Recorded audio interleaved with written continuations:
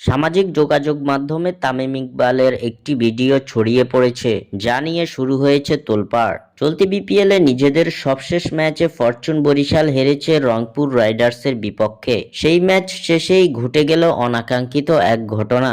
রংপুরের বিপক্ষে হেরে নিজের মেজাজ ধরে রাখতে পারেননি তামিম ইকবাল। সম্প্রতি সামাজিক যোগাযোগ মাধ্যমে তামিম ইকবালের মারমুখী অবস্থায় থাকা একটি ভিডিও ছড়িয়ে পড়েছে, যেখানে দেখা যাচ্ছে কাউকে উদ্দেশ্য করে বেশ রাগান্বিত অবস্থায় থাপ্পড় দেওয়ার ইঙ্গিত করছেন তামিম ইকবাল। ম্যাচ শেষে ড্রেসিং রুমে যাওয়ার আগে কাউকে উদ্দেশ্য করে তামিম ইকবাল থাপ্পড় দেওয়ার ইঙ্গিত করেন। এ সময় বেশ রাগান্বিত অবস্থায় শাসাতে দেখা যায় তামিম ইকবালকে। এমন ঘটনার পর বেশ কিছু প্রতিক্রিয়া দেখা দিয়েছে ভক্তদের মাঝে। কেউ কেউ বিষয়টি ভালোভাবে নেয়নি, আবার অনেকের মতে তামিমের এমন শাসনই দরকার জুনিয়রদের মধ্যে শৃঙ্খলা ফিরিয়ে আনার জন্য। তবে ঠিক কী কারণে এমন রেগে গেলেন তামিম, সে বিষয়ে স্পষ্ট কোনো তথ্য পাওয়া যায়নি।